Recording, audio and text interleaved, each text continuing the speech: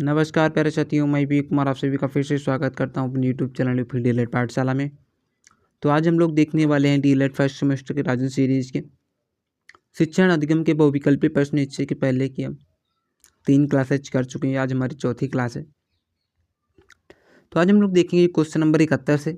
ठीक है, यदि आपने अभी तक हमारे चैनल को सब्सक्राइब नहीं किया तो सबसे पहले आप हमारे चैनल को सब्सक्राइब कर लीजिएगा और बेल आइकन को प्रेस कर लीजिएगा। यदि वीडियो पसंद आए तो इस वीडियो को ज़्यादा से ज़्यादा शेयर भी करें अपने दोस्तों के पास। ठीक है, तो चलिए स्टार्ट करते हैं आज के इस क्वेश्चन को। शिक्षण का उद्देश्य नहीं है, कौन सा नहीं है?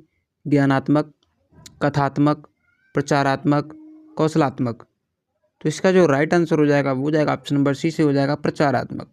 शिक्षण का हमारा कौन सा उद्देश्य नहीं है? प्रचारात्मक। ठीक है, ज्ञानात्मक भी है, कथात्मक भी है और कौशलात्मक भी है। अगला क्वेश्चन है, सीखने के अंतर्गत अभ्यास का नियम किसने दिया है? कोहलर ने, थॉर्नडाइक ने, गुड ने, स्किनर ने। तो इसका जो राइट आंसर हो जाएगा वो जाएगा ऑप्शन नंबर ए से हो जाएगा थॉर्नडाइक ने। जो हमारा सीखने का नियम दिया है वो किसने दिया है? थॉर्नडाइक ने दिया है। ठीक है, अगला क्वेश्चन है, किंडरगार्टन प्रणाली शिक्षण के किस सिद्धांत पर आधारित है? करके सीखने के सिद्धांत पर, अक्रियाशीलता के सिद्धांत पर, रुचि पर या फिर चयन के सिद्धांत पर। तो इसका जो राइट आंसर होने वाला है वो होने वाला ऑप्शन नंबर सी से हो जाएगा रुचि पर। ठीक है, किंडरगार्टन प्रणाली जो शिक्षण है किस पर आधारित है? रुचि पर आधारित है। ठीक है, अगला क्वेश्चन है, प्रभावशाली संप्रेषण में भागीदार होती है, कौन भागीदार होता है प्रभावशाली संप्रेषण में? शिक्षक और शिक्षार्थी, प्रधानाचार्य एवं शिक्षक, शिक्षण कर्मचारी, इनमें से कोई नहीं। तो इसका जो राइट आंसर हो जाएगा वो जाएगा ऑप्शन नंबर ए से हो जाएगा शिक्षक व शिक्षार्थी। ये प्रभावशाली संप्रेषण में भागीदार होते हैं। ठीक है, अगला क्वेश्चन है कि शिक्षा को त्रिमुखी प्रक्रिया माना गया है, इसकी केंद्र बिंदु संख्या कितनी होती है? तो शिक्षा को त्रिमुखी मतलब 3। तो इसका जो राइट आंसर हो जाएगा वो जाएगा ऑप्शन नंबर 3 से हो जाएगा। ठीक है, सी। शिक्षा को त्रिमुखी प्रक्रिया किसने कहा है? तो जॉन डेवी ने कहा है। ठीक है, जॉन एडम्स ने शिक्षा को द्विमुखी प्रक्रिया कहा है। अगला क्वेश्चन है, शिक्षण सूत्रों के प्रयोग से शिक्षण प्रक्रिया में निम्नलिखित में लाभ होता है। तो किस में लाभ होता है? शिक्षण गुणवत्ता में, सुचारू रूप से शिक्षण, पथ प्रदर्शन में सहायक, ये सभी। तो इसका जो राइट आंसर हो जाएगा ऑप्शन नंबर डी से हो जाएगा ये सभी। ठीक है, अगला क्वेश्चन है कि बालक प्रश्न पूछने के बजाय प्रश्न पूछे जाने से अधिक सीखते हैं, यह कथन किसका है? तो यह कथन हमारा रूसो साहब का है। ठीक है, इसका ऑप्शन नंबर सी से हो जाएगा रूसो। ठीक है, अगला क्वेश्चन है कि शिक्षण का सर्वाधिक महत्वपूर्ण उद्देश्य क्या है? शिक्षण का सर्वाधिक महत्वपूर्ण उद्देश्य क्या है? कि बालक का स्वास्थ्य ठीक रखना? नहीं। उपयोगी ज्ञान प्रदान कर सर्वांगीण विकास करना, ये इसका राइट आंसर हो जाएगा ऑप्शन नंबर बी से हो जाएगा। ठीक है, उपयोगी ज्ञान प्रदान करके सर्वांगीण विकास करना। ठीक है, अगला क्वेश्चन है कि शिक्षण पुनर्बलन की आवश्यकताओं का क्रम यह किसने कहा था? जहाँ भी पुनर्बलन की बात आ जाए वहाँ पे बीएफ स्किनर होगा। ठीक है, ऑप्शन नंबर इसका इससे हो जाएगा बीएफ स्किनर। पुनर्बलन मतलब स्किनर। ठीक है, कक्षा शिक्षण तब अच्छा होता है जब कक्षा के सभी छात्र क्या होने चाहिए? शांत बैठे हो? नहीं जी नहीं। ठीक है, अध्यापक पर ध्यान दें? ये भी नहीं। गणवेश में हो? नहीं। प्रश्न पूछने में उत्तर देने में तत्पर हो, तब जो है शिक्षण का अर्थ होगा अच्छा। ठीक है, कि प्रश्न पूछें कोई अध्यापक तो बच्चे उसका तुरंत से जवाब दें।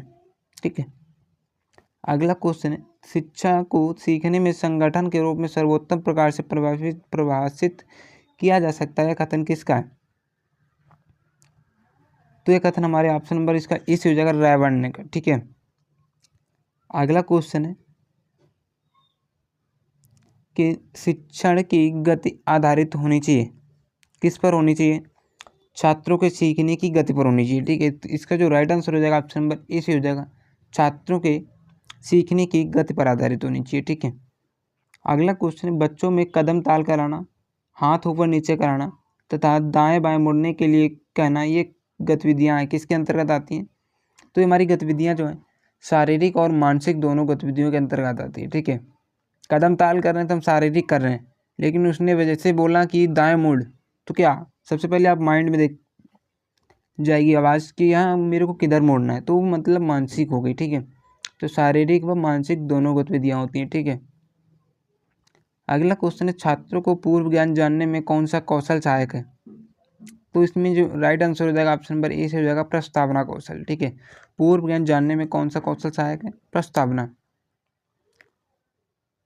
अगला क्वेश्चन है प्रस्तावना कौशल का प्रमुख घटक कौन सा है। तो प्रश्नों की संरचना, लेखन की स्पष्टता, उचित श्रृंखलाबद्धता, कथनों में तारतम्यता। तो इसका जो राइट आंसर हो जाएगा ऑप्शन नंबर सी से हो जाएगा उचित श्रृंखलाबद्धता हो जाएगा। ठीक है, अगला क्वेश्चन है प्राथमिक स्तर पर दबे समिति ने किन विषयों में अपेक्षित अधिगम का स्तर निर्धारित किया है। तो किसमें किया है, भाषा अध्ययन में भी किया है, गणित अध्ययन में भी किया है और पर्यावरण अध्ययन में भी किया है। तो इसका जो राइट आंसर हो जाएगा ये हो जाएगा ऑल ऑफ दिस, ये सभी। ठीक है, अगला क्वेश्चन है गणित किट का उपकरण है, तो कौन सा है। इसका जो राइट आंसर हो जाएगा वो हो जाएगा डोमिनोज। ठीक है, ऑप्शन नंबर ए से हो जाएगा इसका। अगला क्वेश्चन है शिक्षण प्रक्रिया में समाहित प्रक्रिया होती है। तो शिक्षण प्रक्रिया में समाहित प्रक्रिया कितनी होती है, तो वो होती है हमारी 3। ठीक है, तो इसका जो राइट आंसर हो जाएगा वो हो जाएगा ऑप्शन नंबर 3 बी से हो जाएगा 3। ठीक है, वास्तव में प्रश्न सबसे अच्छा उत्तेजक है और यह शिक्षक को शीघ्र उपलब्ध हो जाता है। तो ये कथन किसका है, तो ये कथन हमारे कॉल्विन महाशय का है। ठीक है, इसका जो राइट आंसर हो जाएगा ऑप्शन नंबर बी से हो जाएगा कॉल्विन। ठीक है, अगला क्वेश्चन है कि शिक्षा शास्त्री ने शिक्षा को संपूर्ण जीवन माना है। किस शिक्षा शास्त्री ने, तो किसने माना ये हमारे स्पेंसर साहब हैं। ठीक है, इसका जो राइट आंसर हो जाएगा ऑप्शन नंबर बी से हो जाएगा स्पेंसर। अगला क्वेश्चन है संप्रेषण शब्द का लैटिन वर्ड कम्युनिस का अर्थ क्या है। संप्रेषण मतलब वार्तालाप, जो लैटिन भाषा का वर्ड हमारा कम्युनिस, इसका अर्थ क्या हो जाएगा, सामान्य। ठीक है, इसका ऑप्शन नंबर ए से हो जाएगा सामान्य। अगला क्वेश्चन है संप्रेषण के तत्व हैं। तो संप्रेषण के कौन कौन से तत्व हैं, संदेश भी संप्रेषण का तत्व, माध्यम भी और स्रोत भी। जैसे कि कोई प्रेषक है, ठीक है, वो संदेश भेजता है तो उसके लिए किसी माध्यम की आवश्यकता होगी उसे, और जो रिसीवर होता है ग्राही जिसे बोलते हैं। ठीक है, तो क्या होगा, प्रेषक, माध्यम और रिसीवर, ये हमारे संप्रेषण के तत्व हैं। ठीक है, तो इसका जो राइट आंसर हो जाएगा ऑप्शन नंबर डी से हो जाएगा निदान की प्रक्रिया से संपादित होता है। तो निदान की प्रक्रिया से संपादित होता है कौन सा होता है, समस्या का पहचान, समस्या पहचानी जा सकती है। इसका जो राइट आंसर हो जाएगा ऑप्शन नंबर ए से हो जाएगा समस्या पहचान। ठीक है, अगला क्वेश्चन है सूक्ष्म शिक्षण में निम्नलिखित में से कौन सा तत्व समावेश नहीं होता है। तो कौन सा नहीं होता है, वो हो जाएगा इसका right answer option number C से हो जाएगा बृहद पाठ है पुस्तक। ठीक है, अगला क्वेश्चन प्रस्तावना प्रश्न का संबंध किससे होता है। तो प्रस्तावना प्रश्न का संबंध किससे होता है हमारा, वो होता है पूर्व ज्ञान से। तो इसका जो राइट आंसर हो जाएगा ऑप्शन नंबर बी से हो जाएगा पूर्व ज्ञान से। ठीक है, अगला क्वेश्चन है पर्यटन विधि से छात्रों में विकास होता है। तो पर्यटन विधि, तो उसमें क्या होता है, समय का सदुपयोग नहीं, मनोरंजकता, बौद्धिकता या फिर निरीक्षण या अवलोकन। तो इसका जो राइट आंसर हो जाएगा वो जाएगा ऑप्शन नंबर डी से हो जाएगा निरीक्षण या अवलोकन। पर्यटन विधि मतलब जैसे कि कॉलेजों में क्या होता है कि टूर ले जाते हैं बच्चों का, ठीक है, कहीं घुमाने के लिए, जैसे चिड़ियाघर हो गया और आसपास की जो भी फेमस चीज़ें हैं उनको दिखाने लिए, तो उसमें क्या होता है निरीक्षण करवाते हैं और उसका अवलोकन भी करवाते हैं, हाँ कि ऐसा ऐसा है।